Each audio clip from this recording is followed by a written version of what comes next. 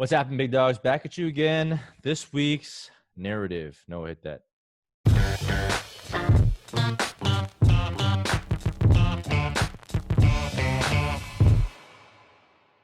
All right, this week's narrative, we're going to bring back a throwback narrative from a prior week and kind of revisit it now that we have 3 weeks of the season. And it's, you had to fade rookie players because of COVID. And, that's something where it was a tricky one. Like everyone's worried about like wide receivers. Some people even extended that to running backs.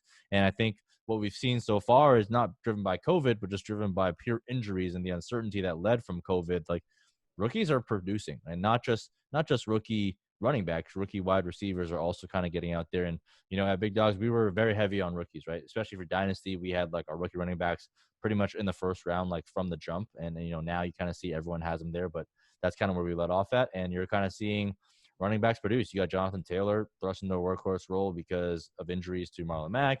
You got Damian Williams. Oh, sorry, not Damian Williams. You got CEH thrust into a workhorse role because of Damian Williams opting out, right? You got Cam Akers, who's injured. Obviously, that kind of sucks. But you got CeeDee Lamb, who's producing. So, if you kind of went pretty heavy on rookies in your dynasty drafts, especially, you're kind of seeing the fruits of your labor where, like, not only are you producing now and kind of staying in the competition, but you're also set up going forward because obviously the value of some of these players are going to skyrocket. Like, how do you guys think of what do you guys think of the rookie performances so far across the board?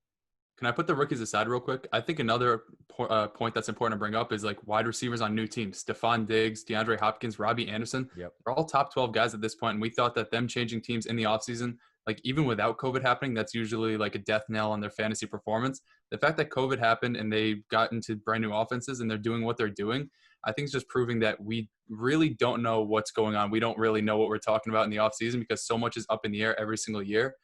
As far as rookies go, Mike, you hit the nail on the head. Like even Jerry Jeudy's going out there and he's getting a lot of targets, CeeDee Lamb. So, I guess we were wrong. That's the answer is we were wrong. Even guys like James Robinson, who we didn't even know their name until like August 30th, they're going out there and producing RB1 type of numbers. So if COVID ever hits again, we'll know to just draft rookies and redraft rookies. Yeah, there's like 5 of the top 24 running backs right now are rookies. It's like JT, CEH, James Robinson, Josh Kelly's up there. Wide receiver wise, I think like LaVisca and CD are both ranked in top 24. Joe Burrow's, I want to say a top 12 quarterback right now. So rookies for like redraft dynasty. Yeah. You know what it was too, is like the COVID thing was kind of a double-edged sword where, it could force rookies to not have that summer to learn things, but it forced so many injuries and it forces a lot more people kind of onto the field and to step into roles that they wouldn't have normally done so. So, I mean, it is a weird year to kind of, go into that, but for the wide receivers in new places, I don't know. It was just like a fucking stupid narrative we all ran with, huh?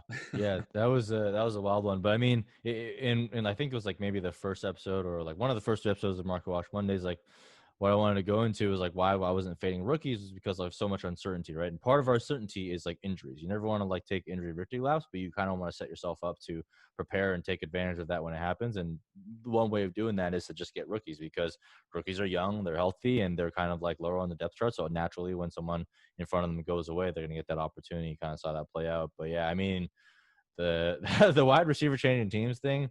Look, turns out DeAndre Hopkins is just too fucking good. Stephon Diggs too fucking good. I mean, Josh Allen is just balling out of control right now, and it's just a wild year, man. Like, I mean, I'd be surprised if anyone got a lot of things right.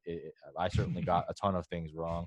But I don't know if I got fucking anything right so far. Like, that's what I'm feeling. Like every time somebody asks me to start sit, I go back and look. I'm like, wow, I was way fucking off about this, and I had a lot of information. I'm just like hoping people don't go back and look at previous videos and shit. It's ridiculous. But yeah, I mean, like the studies done on the new wide receivers for a new team. It was probably just not enough context behind it because think about it. Like one, if they're moving to a new team, maybe that's like a telltale sign that they weren't good for the previous team. So maybe they weren't, a good wide receiver to begin with, or at least, that could be a spin that you could put onto the context of it. And then when you have a good quarterback just playing with a good wide receiver, like maybe just don't think too fucking hard about it. Yeah, like Amari Cooper, even like Golden Tate last year on the Giants, like they didn't have a good quarterback, but we knew he was like a good receiver and he was going to have a role in that offense and it worked. When guys like Kelvin Benjamin are like moving teams, even like John Brown last year did well moving teams, but like when Kelvin Benjamin is one of the guys that you bring up in your sample of people that moved well, it's like realize you're talking about Kelvin fucking Benjamin. Like he's not going to do well no matter what team he lands on. Yeah, the Kyler Murray, DeAndre Hopkins stack was just too beautiful. I mean, Kyler Murray's lighting it up, DeAndre Hopkins lighting it up, making us all look fucking foolish. Hopefully things get better from here. I think at the end of the day, you know what? We're still giving you more W's than we're giving you L's, and that's the name of the game. You just got to stay ahead of it. At least I am. I know Nick's taking L's everywhere, but for Noah and myself, we're trying to help you guys out. But look, that's all we got for this week's narrative. Make sure, hopefully, if you haven't done so already, check out the weekly film, which got launched early on Monday. Check out Market Watch Mondays. We got other content coming out throughout the week. It's in season time. It's in season time. When we're in season, we're providing content, we're dropping big facts. Hopefully, help you guys win your league. So, yeah, man, thanks for tuning in. Tune in again. Thumbs up, like, follow us all on Twitter, and keep tweeting at Nick every time the Falcons lose because we know he loves that a lot. So unnecessary. Bye.